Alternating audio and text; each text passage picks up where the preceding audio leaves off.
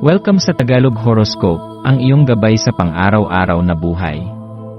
Hatid namin ang pinakadetalyadong horoscope na magsisilbing gabay mo sa pera, trabaho, pag-ibig, kalusugan, at swerte. Naway magtagumpay sa buhay ang lahat ng ating tagapakinig at subscribers sa buong mundo.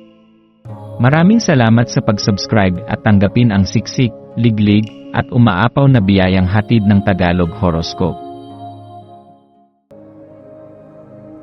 Ito ang iyong pang-araw-araw na horoscope para sa Capricorn para sa Mayo 2025.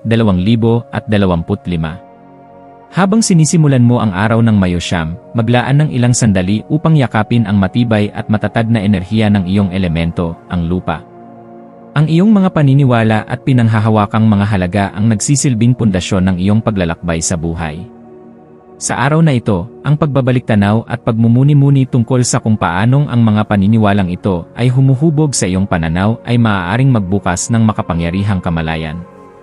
Hindi lahat ng desisyon o reaksyon natin ay nagmumula sa kasalukuyan, kadalasan, ito ay nag-ugat sa ating malalim na paniniwala at pananaw sa buhay, sa mga karanasan ng nakaraan, at sa mga aral na ating kinikimkim sa puso. Kapag nagkaroon ka ng pagkakataong masdan ang sarili mong iniisip, mararamdaman mong mas lumalawak ang iyong pagkaunawa sa sarili.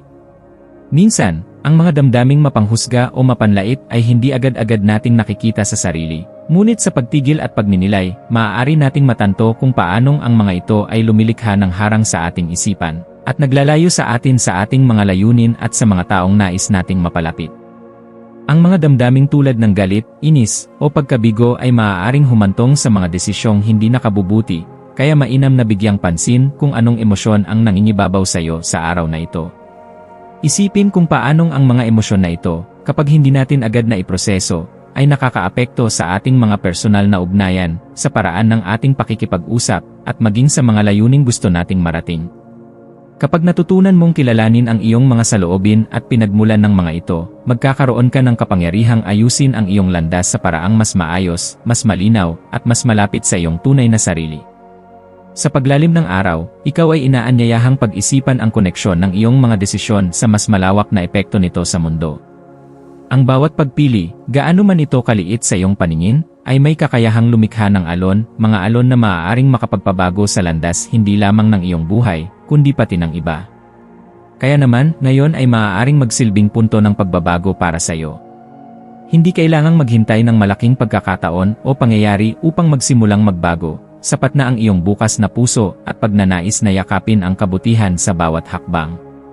Hayaan mong ang anumang lungkot na iyong naramdaman kamakailan ay maging mapagkukunan ng lakas, isang makapangyarihang enerhiya na maaari mong gamitin upang lumikha ng isang bagay na makabuluhan, masining, at tunay na refleksyon ng iyong pagkatao. Ang lungkot, kapag hindi natin kinakatakutan, ay may kakayahang humubog ng inspirasyon. Ito ay maaaring maging pintuan patungo sa sining, sa panulat, sa musika, o sa anumang uri ng malikhaing ekspresyon na magbibigay saysay sa iyong nararamdaman. Sa araw na ito, hikayatin mo ang sarili mong gamitin ang mga damdaming ito bilang gasolina ng iyong paglikha. Walang damdaming sayang, ang lahat ay maaaring maging mahalagang sangkap sa paghubog ng mas malalim na pagkaunawa sa sarili at sa mundo. Sa ilalim ng impluensyang naghahangad ng balanse, ikaw ay hinihikayat na magbigay pansin sa mga koneksyon mo sa mga taong mahalaga sa iyo. Minsan, ang pinakamalaking liwanag ay nagmumula sa isang simpleng mensahe ng pag-aalala, sa isang mahigpit na yakap, o sa isang taimtim na, "Kumusta ka na?" na ipinaabot sa isang kaibigan o kapamilya. Ito ang panahon upang muling pagtibayin ang mga ugnayang ito.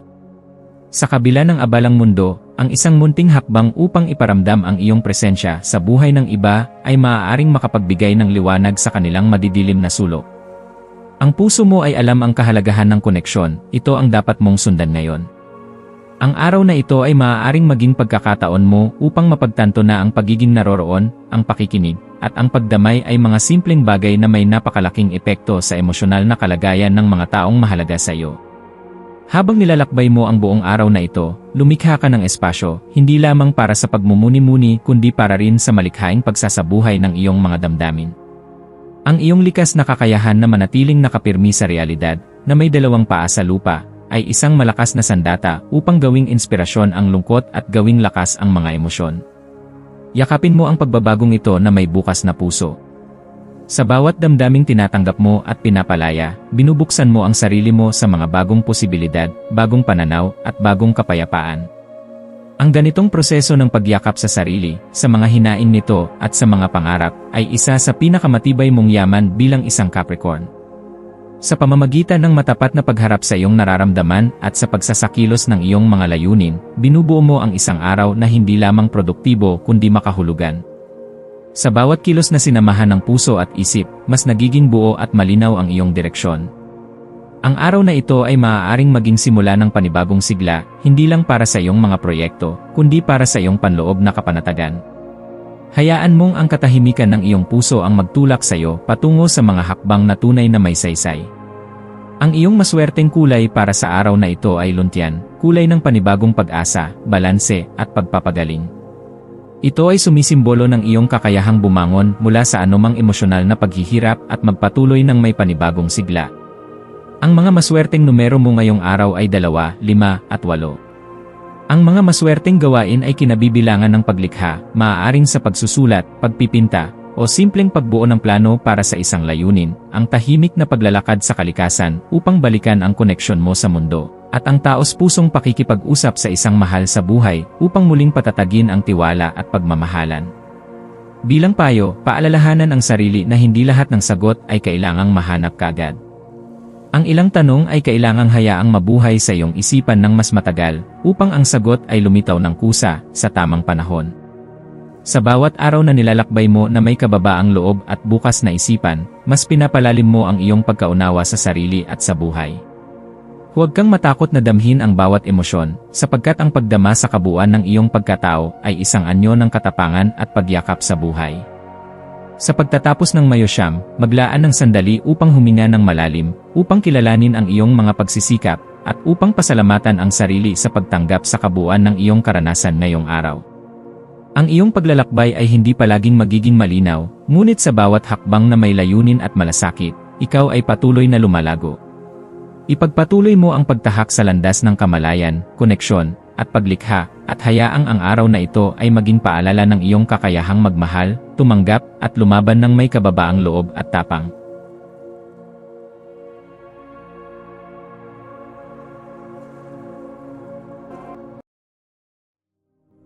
Tayo ay magkaroon ng kaunting sandali upang ipagdasal ang lahat ng mga dalangin ng ating mga subscribers, na sana'y matamo nila ang kanilang mga pinapangarap sa buhay, magandang trabaho, mabuting kalusugan, payapa at masayang pamumuhay, at siksik, liglig at umaapaw na biyaya at kayamanan.